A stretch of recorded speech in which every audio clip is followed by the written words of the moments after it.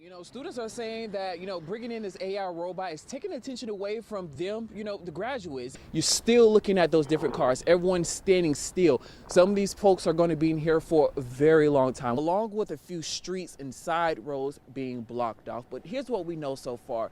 A security guard at the nearby Mandela Market on East Ferry tells me, I'm gonna step out of the way here. As you can see, that is the first of 24 buildings. And Scott and Mary Alice, so guess what? Mr. Wishstone says he's tired and he's ready to travel, okay? So his first stop piece, yes, I know, right? 24 years of volunteering. Millions of Americans are traveling to visit their friends and family. Right now, a live look at the Canadian border. Students to jump right into the trade after graduation, but not every senior that's learning these skills will jump right into it. 54-year-old Sergeant Thomas Sanfratello collapsed during a struggle to remove two unwanted guests from Batavia Downs Gaming. I stopped at a coffee shop when news broke. One woman who didn't want to speak on camera basically said, bye. Good riddance, because of the drama between players and tweets from Stefan Diggs' brother, which heard 6 weeks of testimony in the case against the former DA agent accused of taking bribes from drug dealers to protect them from investigations.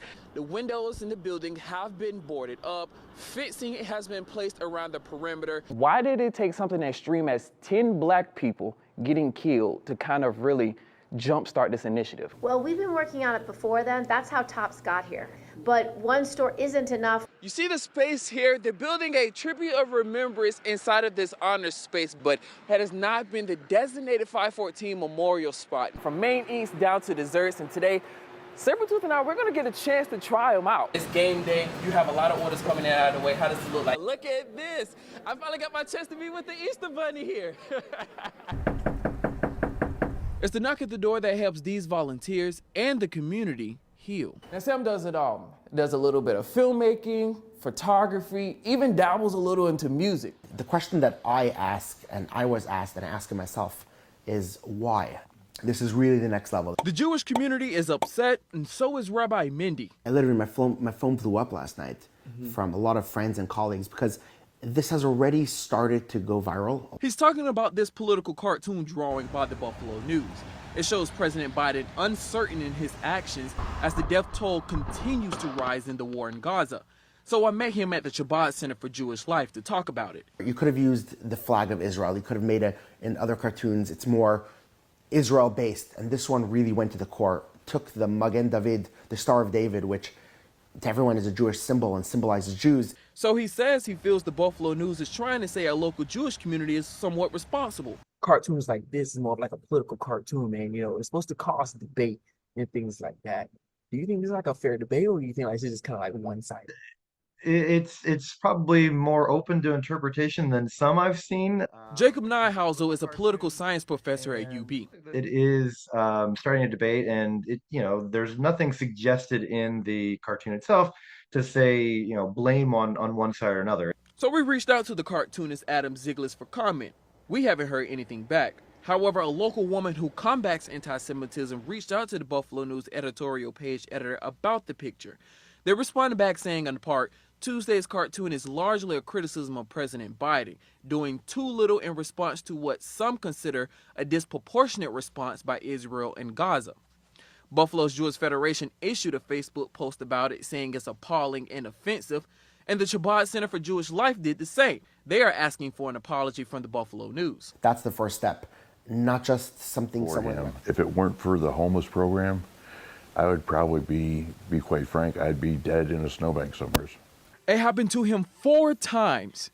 4 times Lauren Casey was homeless. I had no place to go. I came up here from Florida with 5 duffel bags, and that's it. From 1985 to 2002, Casey served in the U.S. military.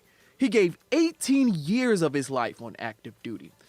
It took one bad decision with an equally bad outcome that made him homeless, but thanks to the VA of Western New York healthcare system, Casey got permanent housing, and so did 161 others. Most veterans, they don't realize that they actually qualify.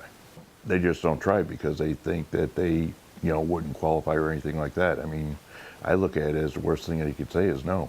And he's not wrong. I spoke with Kristen Weiss with the VA Western New York healthcare system, and she says requirements have gotten easier to get help. I tell everyone, just call. We have a department that figures out eligibility. Weiss is the Homeless Veteran Program Director. Give us a call. We'll figure it out. And if there's anything that we can do, we will. And if we're not able to within the VA, we will link you with the community resources that can help you. Now, Casey is a disabled veteran. His left leg was amputated because of his diabetes, and he has to use steps to get into his apartment. Does that make life a lot harder for you, anything like that? A lot harder. But that's okay because he's grateful to be able to call his 2-bedroom apartment home. I didn't know exactly how things were going to go, but I looked at it as I joined the military to get me out of my homeless situation. All right, Western New York, let's catch you up. Just over a month ago, BMHA started demolishing the 24-unit vacant Perry apartment buildings, turning the area of long-standing buildings from that to this.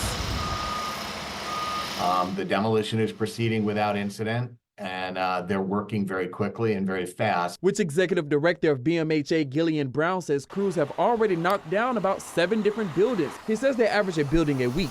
On one side of the site, you can watch the demolition. On the other side of the site, you can watch the construction. Before redevelopment started, Brown says these developers had signed 3 master development agreements with BMHA to bring diversity to the project. 20% minimum workforce hours must be performed by MWBE employees. 40% of the workforce hours have to be performed by Section 3 employees. 10% of all contracts have to be awarded to Section 3 entities, and 20% have to be awarded to MWBE entities. We did a huge community outreach. Sandy Pavin is the owner of Renaissance Group, a job recruiter hired by the developer Penrose. She had a hiring event for the project. How can we connect jobs that are available at Commodore Perry with folks who are looking for work? Perhaps through her very detailed spreadsheet. Folks come to us and they fill out paperwork, they go into a database and they tell us what their skills are. And if a company is looking for a painter, they can then search. The number of people already signed up. And we have 73 people. However, some jobs require special skills, but don't you worry about that. We can offer a class, there's both options, to get them OSHA 10 certified, because that will then increase their ability to be. I was heartbroken. Like I said, I wanted to do everything good. I didn't want to do no more bad, or I just wanted to push forward. So I put my all into Hilbert. I'm like, okay, this is where I'm going to succeed. This is where I'm going to push forward for the next 4 years. You can turn over a new leaf every hour if you choose. Arnold Bennett is exactly what Jamel Pridgett is trying to do. I was going to succeed in cybersecurity, and I was going to play on the football team. And it was a lot of things I was going to do. The 22-year-old made a mistake last year in November, which got him stuck with an attempted possession of a firearm charge. He was incarcerated for nearly 2 months. In March, he was placed on probation, and by May, Jamel decided to make a change by going to school. He got an acceptance through text message, but then we was just pushing forward to do everything we needed to do. But after the denial, and we started reaching out more and wonder what we did wrong or what we could have did better, they stopped replying. He was denied. They asked for his conviction information, which he gave twice. They can request additional information before they make a final decision, but they just made a final decision. Right. Jamel and his caseworker reached out for a conversation. His probation officer even did the same. So Two on Your Side reached out for the mishap, and in a statement, Hilbert College admits they messed up, saying in part, a technical error led to an automatic text message about the admission before our committee had completed its review. We have adjusted our admission system to prevent this from happening in the future. The person who told Jamel he had been admitted, that person wasn't allowed to see it. Christy Cleaver is Jamel's caseworker from Peace Prince. By the same token, for somebody to be able to tell the man that he's been admitted, for then somebody else to pull the rug out from under him is not fair. It sounds like to me Jamel has the grades for them to accept it. It's just that until they found out about this, which you guys didn't hide from him. Nope, from the beginning, yep. They have a very high acceptance rate at Hilbert. He's already had his challenges, right? But he's paid the price for the choices that he's made, right? And so it's not fair for him to continue to be punished. It's exhausting, but I'm not gonna give up and keep pushing.